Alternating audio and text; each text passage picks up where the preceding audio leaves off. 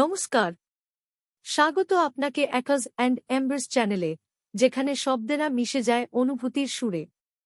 আজ আমরা শুনব লেখক শ্রমিক রুদ্রর লেখা এক মন ছুঁয়ে যাওয়া অলৌকিক গল্প, ঝিনুক খালির বিল।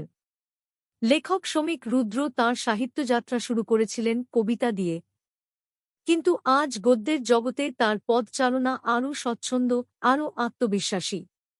বিভিন্ন পত্রিকায় সামাজিক গল্প, উপন্যাস, রহস্য, রোমাঞ্চ ও ভৌতিক কাহিনীর মাধ্যমে তিনি পাঠকমহলে তৈরি করেছেন এক অনন্য স্থান। তার প্রথম প্রকাশিত রহস্য উপন্যাস জিগমে ওয়াংচুকের ছুরি পাঠকদের প্রশংসা কুড়িয়েছে। সাহিত্যের প্রতি গভীর ভালোবাসা থেকেই তিনি সম্পাদনা করেন ষান্মাসিক সাহিত্যপত্র অন্য বার্তা, যা ইতিমধ্যেই গর্বের সঙ্গে পঞ্চম বর্ষে পদার্পণ করেছে। আজকের গল্প ঝিনুক খালির বিল এ লেখক সৃষ্টি করেছেন এক রহস্যময় অলৌকিক পরিবেশ, যা সম্পূর্ণই তাঁর কল্পনার জগৎ থেকে উঠে এসেছে। অ্যাকাজ অ্যান্ড এম্বার্স চ্যানেলের উদ্দেশ্য কোনোভাবেই কুসংস্কার বা অন্ধবিশ্বাসের প্রচার নয়, বরং সাহিত্যের জাদুতে আপনাকে নিয়ে যাওয়া এক মায়াবী ভ্রমণে। তাহলে চলুন মন খুলে ডুবে যাই লেখক শ্রমিক রুদ্রর লেখা অলৌকিক কাহিনীতে। ঝিনুক খালির বিল। গল্পটি ভালো লাগলে লাইক, শেয়ার এবং সাবস্ক্রাইব করে পাশে থাকবেন। ঝিনুকখালির বিল। এই পুলক, শিগগির ওঠ। অমিতের ডাকে আমার চটকা ভেঙে গেল। ট্রেনের দুলুনির সাথে সাথে চোখটা কেমন লেগে গেছিল। এই মুহূর্তে ট্রেনটা থেমেছে। চোখ খুলে একবার আর চোখে চারদিকটা দেখে সবে আবার চোখ বন্ধ করেছি। এমন সময় অমিত চেঁচিয়ে উঠল। ওর দিকে চেয়ে বলে উঠলাম, কেন, কি হয়েছে? আরে ওঠ না। কেন বলবি তো? উফ, ওঠ বলছি। এখানে নামবো। নামবো? এখানে? আরে হ্যাঁ, ওঠ না, ট্রেন ছেড়ে দেবে এখন। চট করে জানলার বাইরে একবার দেখে নিলাম। ট্রেন একটা ফাঁকা মতো স্টেশনে দাঁড়িয়ে আছে। এখানে কেন নামবো? চিনি না, জানি না, অজানা অচেনা জায়গা। সাধ্যমতো প্রতিবাদ করার চেষ্টা করলাম বটে, কিন্তু সব বেকার গেল। অমিতের টানাটানির চোটে ওপরের লাগেজ র্যাক থেকে ব্যাকপ্যাকটা তুলে নিয়ে হুড়মুড়িয়ে নেমে এলাম। প্ল্যাটফর্মে পা রাখার প্রায় সঙ্গে সঙ্গেই ট্রেনটা ছেড়ে দিল। তারপর হুস হুস করে স্টেশনে ছেড়ে বেরিয়ে চলে গেল এবং আস্তে আস্তে মিলিয়ে গেল। পিছনে পড়ে রইল গ্রীষ্মের তপ্ত বিকেলে এক দগ্ধ নির্জন প্ল্যাটফর্ম এবং মাত্র দুইটি মানুষ। একটা বড় ফলকে চোখে পড়ল হলুদের ওপর কালো দিয়ে লেখা স্টেশনের নাম, ঝিনুকখালি। ডাইনে বাঁয়ে তাকালাম। বাঁ দিকে শুধু যতদূর দেখা যায় ধুধু ফাঁকা মাঠ, মাটি ধূসর রঙের, আর একটাতেও গাছপালা চোখে পড়ল না। আর ডান দিকে কিছুটা ঢালু হয়ে প্ল্যাটফর্মের দিকে নেমে গেছে ঘাস আর আগাছা ভরা এখানে সেখানে। দূরে কিছু গাছের সারিও দেখা যাচ্ছে, কিন্তু জনমানুষের কোনো চিহ্ন দেখতে পেলাম না। ঘাড় ঘুরিয়ে অমিতের দিকে তাকিয়ে দেখি সে সেই বাঁদিকে ধূসর ফাঁকা দিকটার দিকে এক মনে চেয়ে আছে। চোখের দৃষ্টি কেমন স্বপ্নালু। হঠাৎ করে ভীষণ রাগ হলো। বেশ যাচ্ছিলাম ট্রেনে, হঠাৎ করে এরম একটা শুনশান জায়গায় নামিয়ে এনে এখন প্রকৃতি প্রেম জাগছে বাবুর। বেশ খানিকটা তেড়ে উঠে বললাম, হতচ্ছাড়া, তোর ব্যাপার স্যাপার কী রে? হ্যাঁ, চ্যাংড়ামো হচ্ছে? কেন রে? প্রায় মারমুখী হয়ে বললাম, কেন রে? তুই বুঝতে পারছিস না? না, ন্যাকামো হচ্ছে। ওফ, তুই দেখছি ভীষণ ক্ষেপে গেছিস। সেটা কি খুব অন্যায়? ওরে বাবা! আচ্ছা শোন, মাথাটা একটু ঠান্ডা কর। কি ঠান্ডা করব? আচ্ছা শোন, আমরা তো কোনো নির্দিষ্ট জায়গায় যাব বলে বের হইনি, তাই না? কথা ছিল যেখানে ভালো লাগবে সেখানে নেমে যাব। তাহলে এত ক্ষেপে যাচ্ছিস কেন? কথাটা সত্যি। গতকাল সন্ধ্যায় হঠাৎ আমার বাড়িতে অমিত এসে উপস্থিত হয়ে এরম একটা অনিশ্চিত যাত্রার প্রস্তাব রাখে। ওর সাথে এরম অনেক অচেনা জায়গায় অ্যাডভেঞ্চারে বেরিয়েছি আমি। তবে প্রতিবারই অজানা হলেও গন্তব্য নির্দিষ্ট করেই আমরা গেছি। এবারই প্রথম ব্যতিক্রম হলো। যাই হোক, আমি নিজেকে খানিকটা সামলে নিয়ে বললাম, কোনোবার তো আমরা এরকম মাঝ রাস্তায় নেমে পড়িনি। যাকগে, বাদ দে। তা নামলি যে, এবার কোথায় যাবি, কোথায় থাকবি সেগুলো ভাবছিস নাকি? যা জায়গা দেখছি কেউ এখানে থাকে বলে তো মনে হয় না। যা, তাই কখনো হয়? স্টেশন যখন আছে তখন লোকও নিশ্চয়ই থাকে। চল স্টেশন মাস্টারের কাছে যাই, তাহলে একটা হদিশ মিলবে ঠিক। ভালো করে এদিক ওদিক তাকালাম। খাঁ খাঁ প্ল্যাটফর্মের মাঝামাঝি একটা ছোট ঘরের মতো নজরে পড়ল। বললাম, ওই ঘরটাই হবে, চল তো দেখি। হ্যাঁ চল দেখি। দুজনে পা চালালাম। সেই ঘরের কাছাকাছি পৌঁছে দেখি সেটা একটা টিকিট কাউন্টার।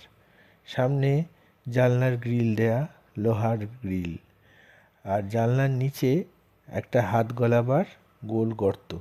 উঁকিঝুঁকি মেরে দেখলাম ভিতরটা কেমন অন্ধকার মতো। প্রথমটায় কাউকে নজরে পড়ল না। আমার দেখা দেখি অমিত উঁকি দিল।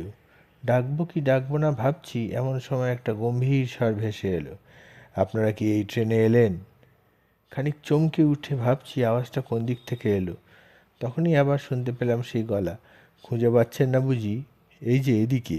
আরে এদিক ওদিক তাকাচ্ছে দেখো। আরে পিছনে পিছনে তাকান না। পিছনে তাকিয়ে দেখি একজন গোলগাল বেটে মতো লোক, মাথায় কাঁচা পাকা চুল, চোখে কালো ফ্রেমের চশমা, পরনে সাদা জামার ওপর কালো কোট এবং সাদা প্যান্ট, আর পায়ে কালো শু। বুঝলাম ইনি টিকিট চেকার।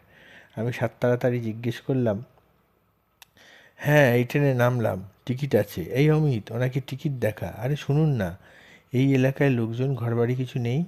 ভদ্রলোক একটু হেসে দুহাত নেড়ে বললেন, আপনারা আমাকে চেকার ভেবেছেন, ভাবুন। আপনারা কি করে বুঝবেন? আমি মশাই একাধারে চেকার, ক্লার্ক ও স্টেশন মাস্টার। এটাই এ স্টেশনে একমাত্র রুম, আর এইটাই আমার অফিস। আমি তার দিকে তাকিয়ে রইলাম। অমিত আমাদের টিকিট দুটো হাতে বোকার মতো চেয়ে আছে। ভদ্রলোক হাত নেড়ে বোঝালেন যে ওনার টিকিট দেখার দরকার নেই। তারপর হেসে বললেন, আরে মশাই দেখাতে হবে না, আপনারা কি আর বিনা টিকিটে আসবেন? তা আসুন না, ভেতরে আসুন, একটু বসে যাবেন আমার অফিসে। আমি একটু ব্যস্ত হয়ে জিজ্ঞেস করলাম, ধন্যবাদ দাদা, কিন্তু আমি জানতে চাইছিলাম যে। ভদ্রলোক আমার ডান হাত তুলে থামিয়ে দিয়ে ইশারায় তার পিছনে আসতে বলে হুট করে সেই ঘরে ঢুকে গেলেন। আমরা একবার মুখ চাওয়াচাই করে সেই ঘরের দিকে পা বাড়ালাম। কাঠের দরজা ঠেলে ভিতরে ঢুকে দেখি একটা বড় টেবিলের ওপাশে ভদ্রলোক বসে আছেন। টেবিলে অনেক ফাইলপত্র আর একটা টেলিফোন। আমাদের সামনে রাখা চারটে চেয়ার দেখিয়ে উনি বসতে ইঙ্গিত করলেন। আমরা দুটো চেয়ার টেনে নিয়ে বসলাম। উনি বললেন, আরে বসুন বসুন, পরিচয়টা করে নেওয়া যাক। আমার নাম তপন সান্যাল। আপনারা? আমি পুলক ঘোষ, আর ও হলো অমিত দত্ত। আমরা দুজন বন্ধু। সে আপনারা বন্ধু বুঝেছি, তা এখানে মানে? আমি সাত তাড়াতাড়ি বলে উঠলাম, আসলে আমার এই বন্ধুটি খুব খেয়ালি, হঠাৎ হঠাৎ এরকম অজানা অচেনা জায়গায় বেরিয়ে পড়ে। আর বুঝলেন কি না, আমাকেও সঙ্গী হতে হয়, হাজার হোক বন্ধু বলে কথা। বটেই তো বটেই তো, হো হে হে, অ্যাডভেঞ্চারের এটাই তো বয়স। তারপর খানিক গম্ভীর হয়ে বললেন, কিন্তু এখানে আপনারা যে অ্যাডভেঞ্চার করতে এসছেন সেই ব্যাপারটা মোটেও ভালো করেননি, বুঝলেন কি না? পুলক বলল, কেন বলুন তো? জায়গাটা তো বেশ নির্জন আর ভালোই মনে হচ্ছে, কোনো সমস্যা আছে নাকি? সমস্যা?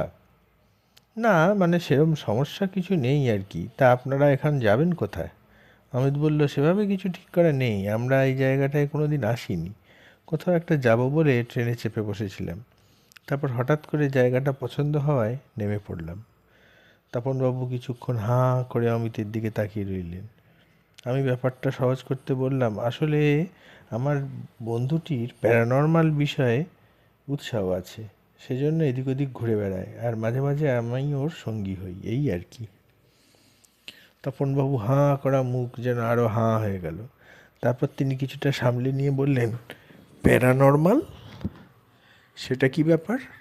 পুলক হেসে বলল, তেমন কিছু না, বুঝলেন, ওই অতিপ্রাকৃত বিষয় আর কি।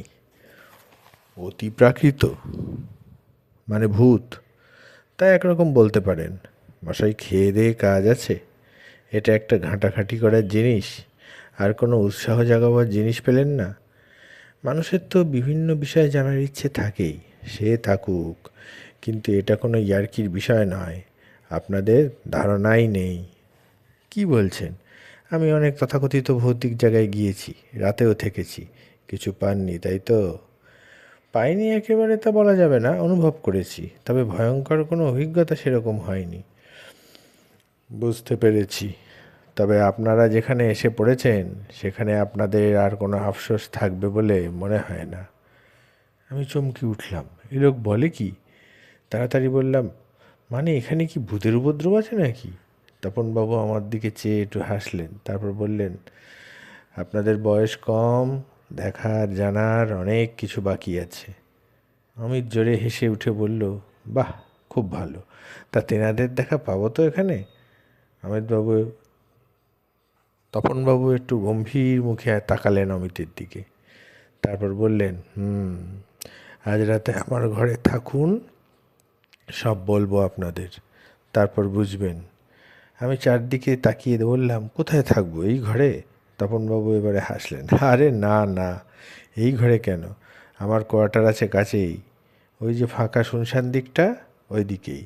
তবে সে এমনই যে তাকে কোয়ার্টার না বলে ঘর বলেই আমি বললাম, রাতে স্টেশনে থাকতে হয় না? তা হবে না কেন, আমার একজন সঙ্গী আছে হীরা, দিনে ওই আমার ঘরে থাকে আর রাতে স্টেশনে থাকে। কোনো জরুরি প্রয়োজন হলে আমাকে ঘর থেকে ডেকে দেয়, রান্নাবান্না সব ওই করে, খুবই ভালো হাত। আচ্ছা তপনবাবু, একটা কথা, প্ল্যাটফর্মের দুটো দিক দুরকম কেন? একটা দিকে ঝোপঝাড় গাছপালা আর একটা দিকে ফাঁকা শুনশান। ধৈর্য ধরুন ভাই, সব শুনবেন। আগে আমার ঘরে চলুন, আপনাদের পৌঁছে দিয়ে আসি। আপনারা বিশ্রাম করুন, তারপর রাতে জমিয়ে আড্ডা মারা যাবে। আমরা তপনবাবুর সাথে সেই ধুধু ধূসর প্রান্তরের দিকে পা বাড়ালাম। হাতে গড়া রুটি সহযোগে দেশি মুরগির ঝোল দিয়ে বেশ জমিয়ে ডিনার সারলাম। হীরার হাতের রান্নার সত্যিই তুলনা নেই। তবে হীরার হাতের গুণ যেমন, তেমনই উল্টো তার স্বভাব। অমিতের বহু চেষ্টার পরেও তার কাছ থেকে কোনো খবর উদ্ধার করা গেল না। ঘটনা জানা গেল তপনবাবুর কাছ থেকে। তিনি বেশ মজলিশি লোক। খাওয়া দাওয়ার পর একটা পান মুখে দিয়ে তিনি বিছানায় ঠেসান দিয়ে বালিশ নিয়ে বসলেন। আমরাও বসলাম তার উল্টো দিকে। পান তিনি আমাদেরও অফার করেছিলেন, তবে আমরা না করলাম। জর্দা পান খাওয়ার অভ্যাস আমাদের নেই। আমরা একটা করে সিগারেট ধরালাম। শুনুন তবে, আমার বয়স 52, রেলের চাকরিতে আমার 24 বছর হয়ে গেল, বহু জায়গা ঘুরলাম।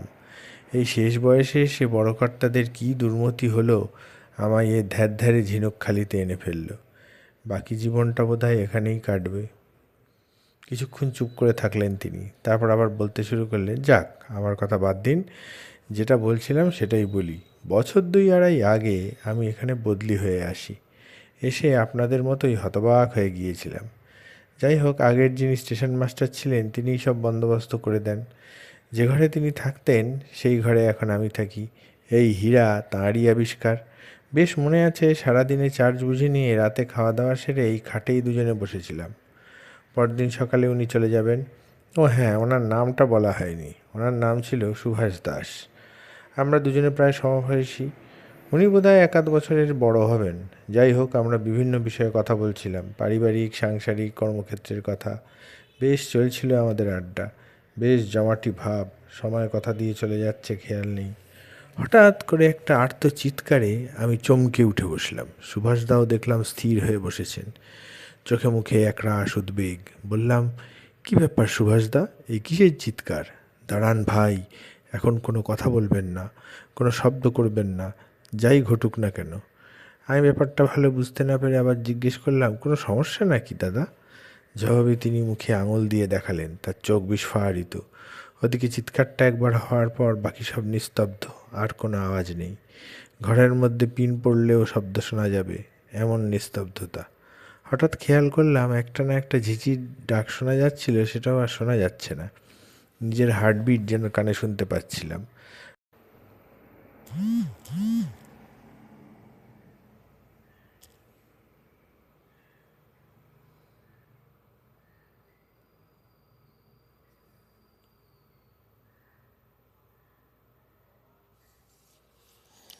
বাঁ হাতের কবজির দিকে নজর করলাম।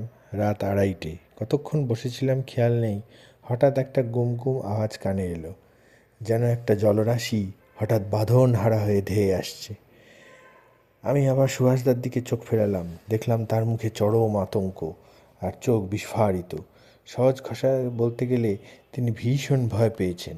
তিনি এবারে একটা কাণ্ড করলেন। এক লাফ দিয়ে উঠে ওই যে দেখছেন জানলাটা আপনাদের পিছনে, সেটা সশব্দে বন্ধ করলেন আর ছিটকিনি লাগালেন। প্রায় সঙ্গে সঙ্গে ওই চিৎকারটা আরেকবার শোনা গেল, তবে আগের বারের থেকে এবারে অনেক বেশি জোরে। আওয়াজটা কি আরও কাছে চলে এলো আগের থেকে, আর সঙ্গে সঙ্গে শোনা গেল জলের শব্দ, যেন জল ধেয়ে আসছে। আমি সভায় বসে রইলাম। সুভাষদা হঠাৎ করে ঘরের আলো নিভিয়ে দিলেন। আমি চিৎকার করে বললাম, এ কি, আলো নেভালেন কেন?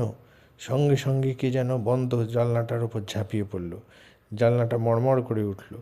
সুভাষদা প্রায় ফিসফিস করে বললেন, দোহাই আপনার, কথা বলবেন না, কোনো শব্দ করবেন না, যাই ঘটুক না কেন। বলতে বলতে জানলায় আবার ধাক্কা, আবার মড়মড় শব্দ, সাথে আরেকটা চিৎকার। এবার যেন চিৎকারটা একটু অন্য রকমের, একটা যেন চাপা নিষ্ফল আক্রোশ, যেন কেউ ঘরে ঢুকতে চাইছে কিন্তু বিফল হয়ে ভীষণ আক্রোশে আস্ফালন করছে। আমি চুপ করে গেলাম আর ভাবতে লাগলাম, এসব কি হচ্ছে? হঠাৎ কি ঝড় উঠল? এটা কি প্রাকৃতিক দুর্যোগ নাকি অন্য কিছু? তবে সুভাষদার হাব ভাব দেখে শুনে মনে হচ্ছিল, আর যাই হোক, এটা স্বাভাবিক প্রাকৃতিক দুর্যোগ নয়। অন্ধকারে বসে আছি, অনুভব করতে পারছি কে যেন ঘরের চারপাশে ঘুরে বেড়াচ্ছে, যেন ঢোকার পথ খুঁজছে।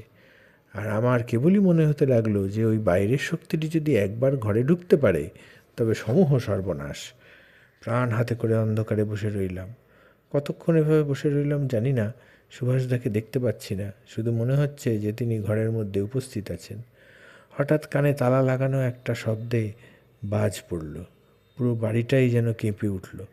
মনে হলো সব কিছু যেন ভেঙে পড়বে। আর সহ্য করতে পারলাম না।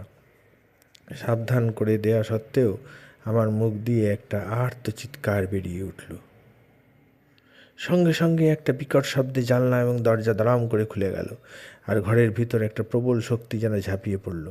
মনে হলো হঠাৎ যেন আমি জলের মধ্যে পড়ে গেলাম, গভীর শীতল সেই জলরাশি। সুভাষদার চিৎকার শোনা গেল, কী করলেন, কেন চিৎকার করলেন, আর কেউ বাঁচব না। আমি ততক্ষণ যেন গভীর জলে হাবুডুবু খাচ্ছি, প্রাণপণে হাত পা ছুটছি। তবু কোনো ক্রমে বলে উঠলাম, সুভাষদা, ঘরের মধ্যে তো জল এলো কোত্থেকে? দম আটকে আসছে, বাঁচান, আমি সাঁতার জানি না। সুভাষদা সামনে চিৎকার করছেন, ঝিনুকখালির বিল, ঝিনুকখালির বিল জেগে উঠেছে, আর বাঁচব না, সবাই ডুবে যাব। আমি ঝাঁঝিয়ে উঠলাম, কি বলছেন? ঘরের মধ্যে এত জল এলো কোথা থেকে? একটা চিৎকার করে সুভাষদা থেমে গেলেন। আর তার কোনো সাড়া পেলাম না। দু চারবার তার নাম ধরে ডেকে তিনি যখন সাড়া দিলেন না, তখন মরিয়া হয়ে আমি নিজেই বাঁচার চেষ্টা করতে লাগলাম। চারদিকে জল যেন ফুঁসছে, আমার গলা অবধি জল পৌঁছে গেছে, মাঝে মাঝে নাকে মুখে ঢুকছে। আমি যেন আর দাঁড়িয়ে থাকতে পারছি না। ঘরের আসবাবগুলো গেল কোথায়, খাটটাই বা কোথায়? কেমন দিশেহারা লাগতে লাগলো। হঠাৎ করে কি বন্যা এলো নাকি? শব্দ শুনে বুঝতে পারছি এখনও প্রবল বেগে ঘরের মধ্যে জল ঢুকছে। ক্রমেই জল আমার মাথা ছাড়িয়ে উঠল। প্রবল ঠান্ডায় আমার যেন হাত পা কাঁপুনি ধরে এলো। একটা আতঙ্ক আমার হৃৎপিণ্ডটাকে চেপে ধরল। পাগলের মতো হাত পা ছুটতে লাগলাম। মুখের মধ্যে জল ঢুকে গেল, ঠান্ডা নোনতা সেই জলের স্বাদ। এই কি সমুদ্রের জল নাকি? বার কতক লাফিয়ে ওঠার চেষ্টা করলাম, চিৎকার করলাম, বাঁচাও বাঁচাও, কিন্তু কোথায় কি? আমার প্রতিটি চিৎকারের সঙ্গে সঙ্গে যেন প্রবল আক্রোশে জল আমাকে ডুবিয়ে দিতে ধেয়ে এলো। এভাবে কতক্ষণ পারা যায়? আস্তে আস্তে যেন আমার হাত পা শিথিল হয়ে আসতে লাগলো। বুঝতে পারছিলাম আমি এবারে ডুবে যাব, আর নিস্তার নেই। একবার শেষ শক্তিটুকু সঞ্চয় করে চিৎকার করে উঠলাম। প্রবল জলরাশি আরও প্রবল বেগে আমায় ধাক্কা মেরে নিচের দিকে চেপে ধরল। আমার বাহ্য জ্ঞান যেন আস্তে আস্তে লোপ পেল। অনুভব করলাম আমি অতলে নামছি, ধীরে ধীরে। তারপর আর কিছু মনে নেই। তপনবাবু চুপ করলেন। আমরাও যেন বাস্তবে ফিরে এলাম। অমিত একবার আমার দিকে তাকালো, আর আমি ওর দিকে। তারপরে অমিত তপনবাবুর দিকে ফিরে বলল, তারপরে কি হলো? তপনবাবু মুচকি হাসলেন। তারপর বললেন, সেটাই তো ক্লাইম্যাক্স ভাই, তাই পরে বলছি। আগে ঝিনুকখালির বিলের কথা শুনুন, বেশি সময় নেই। আমি বললাম, সময় নেই কেন? একটা ট্রেন আসবে শেষ রাতে, পাস করাতে হবে। ও আচ্ছা, বলুন তবে। হ্যাঁ শুনুন বলি, এই এলাকায় একটা খুব বড় বিল আছে, ওটাকেই ঝিনুকখালির বিল বলে। এই ঘর থেকে বেরিয়ে আন্দাজ 2 কিলোমিটার পশ্চিমে গেলে ওই বিলের দেখা পাবেন। স্টেশনের এই দিকটা একবারে ফাঁকা। শুনেছি অনেক দিন আগে এদিকে বেশ কিছু ঘরবাড়ি ছিল, তবে একটা ঘটনা ঘটার পর আর কেউ নেই। ওখানে একজন বিধবা মহিলা থাকতো, একাই থাকতো, কারোর সাথে বিশেষ কথা বলতো না, ঘর থেকেও বড় একটা বের হতো না। কীভাবে তার চলতো সেটাও লোকে জানতো না। তার ঘর থেকে রাতে নাকি কী সব অদ্ভুত কিম্ভূত আওয়াজ পাওয়া যেত। স্বাভাবিকভাবেই রটে গেল সে নাকি ডাইনি। ওই এলাকায় যারা থাকতো তারা একদিন তাকে লাঠি ইট বাঁশ নিয়ে তাড়া করলো। মহিলা প্রাণ ভরে দৌড়তে লাগলো, পিছনে মেয়ে পুরুষ দৌড়চ্ছে। দৌড়তে দৌড়তে মহিলা সেই বিলের ধারে এসে একেবারে থমকে দাঁড়ালো, আর পালাবার পথ নেই। গ্রামবাসীরা তাকে চক্রাকারে ঘিরে ফেলেছে। সে একবারে পিছনে ফিরল। এই সময় 10-12টা ইট তার দিকে উড়ে এলো। একটা এসে লাগলো তার কপালের ওপর। সে টাল খেয়ে বিলের জলে পড়ে গেল। বিলের জল আকাশে ছিটকে উঠল, সবাই হৈ হৈ করে উঠল। তবে আশ্চর্যের বিষয়, জলে পড়ার সঙ্গে সঙ্গে সে ডুবে গেল, আর উঠল না। লোকজন তাড়াতাড়ি বিলের ধারে এসে দাঁড়ালো। প্রায় ঘণ্টাখানেক দাঁড়িয়েও যখন সে জলে ভেসে উঠল না, তখন সবাই বুঝল যে মহিলা ডুবে মরেছে। তারপর আপদ গেছে মনে করে যে যার ঘরে ফিরে গেল। তারপর 2-4 মাস নির্বিঘ্নে কেটে গেল। আশ্চর্যের কথা, সেই মহিলার দেহ কিন্তু কোনো দিন ভেসে ওঠেনি। ঝিনুকখালির বিল যেন তাকে গ্রাস করেছিল।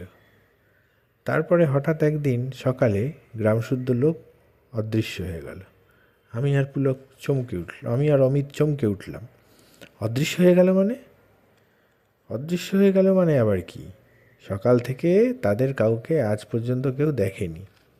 সে কি? তারা গেল কোথায়? সেটাই তো রহস্য। তবে তাদের পড়ে থাকা ঘরবাড়ির দেয়ালে জিনিসপত্রে জলের দাগ ছিল, ঘোলা শ্যাওলা ধরা দাগ। অবিশ্বাস্য, অমিত জোরের সাথে বলে উঠল। তা বলতে পারেন ভাই, তবে কিনা যা ঘটেছিল তাই বলছি। আর শুধু তাই নয়। থামলেন তপনবাবু। আবার কি? আমি বললাম, আস্তে আস্তে গাছপালা সব মরে গেল, মানে ঘাস আগাছা পর্যন্ত সব পড়ে রইল শুধু ধূসর একটা প্রান্তর। অমিত জিজ্ঞেস করলো, আর তাদের জিনিসপত্রগুলো? হাসালেন ভাই। রেল লাইনের ওপার থেকে যারা এসেছিল তারা কি আর কিছু বাকি রেখেছে ভেবেছেন? তা অবশ্য। তারপরে কি হলো? তারপর আর কি, ঘটনা এখানেই শেষ। শেষ? সে কি কথা? এখনও তো অনেক কিছু জানার বাকি রয়ে গেল। আচ্ছা বলুন, কি জানতে চান? সুভাষবাবুর কী হলো? সেটা তো বললাম, তাকে আর দেখিনি কোনো দিন। আমরা চুপ করে রইলাম। তারপর অমিত বলল, আচ্ছা, আপনি বললেন সেদিন রাত 2:30 নাগাদ সেই অলৌকিক ঘটনার সূত্রপাত হয়েছিল। হ্যাঁ। তা সেদিনের পরে ওরকম ঘটনা আর ঘটেনি? তপনবাবু হাসলেন। কেন ঘটবে না? রোজই ঘটে। রোজ রাতেই ঘটে? হ্যাঁ, একদিনও বাদ নেই। একদিনও বাদ নেই? না। আজও ঘটবে বলছেন? 100%। সঙ্গে সঙ্গে আমরা কবজিতে বাঁধা ঘড়ির দিকে তাকালাম। 2:30 বাজতে 2-4 মিনিট বাকি। এক অজানা আশঙ্কায় বুক কেঁপে উঠল।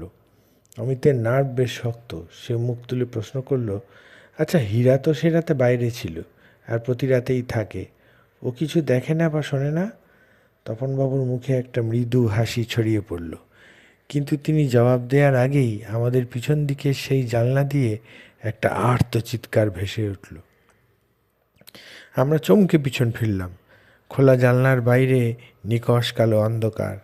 তারপর আমরা তপনবাবুর দিকে ফিরলাম, আর ফিরেই আমাদের শিরদাঁড়া দিয়ে একটা ঠান্ডা স্রোত নেমে গেল। আমাদের সামনে কেউ নেই। আমরা তড়াক করে উঠে দাঁড়ালাম। অমিত বলে উঠল, পুলক, দৌড়ো! আমরা দরজার দিকে এগোতেই ঘরের আলো নিভে গিয়ে অন্ধকার হয়ে গেল। হাত বাড়িয়ে অমিত ততক্ষণে দরজা খুলে ফেলেছে। চলে আয় পুলক, তাড়াতাড়ি! আমরা ঘরের বাইরে পা রাখবো এমন সময় অন্ধকারে একটা অট্টহাসি শোনা গেল, আর একটা গলা ভেসে এলো। ঝিনুকখালির বিল, ঝিনুকখালির বিল জেগে উঠেছে, কেউ বাঁচবে না, সবাই ডুবে যাবে। গলাটা নিশ্চিতভাবেই তপনবাবুর। সাথে একটা প্রবল জলোচ্ছ্বাসের শব্দ শোনা গেল। আমরা আর দাঁড়ালাম না, প্রাণপণে দৌড় দিলাম। অমিত বলল, যেদিক দিয়ে এসেছিলাম সেদিকে দৌড়ো। রেল লাইনটা যে করেই হোক পার হতে হবে, কোনো অঘটন ঘটার আগে। কাছেই আবার সেই আর্তচিৎকারটা শোনা গেল। কোনো কিছু ভাবার আর সময় নেই। আমি দৌড়চ্ছি, জানি না অমিত কোন দিকে আছে। পিছনে এক অশান্ত জলরাশি আমায় ধাওয়া করছে, আমি শুনতে পাচ্ছি। আরও গতি বাড়ালাম। এই দৌড়ের ওপর জীবনের বাজি। কাছেই প্রচণ্ড শব্দে একটা বাজ পড়ল। পায়ের নিচের মাটি ভয়ঙ্করভাবে কেঁপে উঠল। আমি ছিটকে পড়লাম। এক ঝলক আলোতে চারদিক আলোকিত হলো।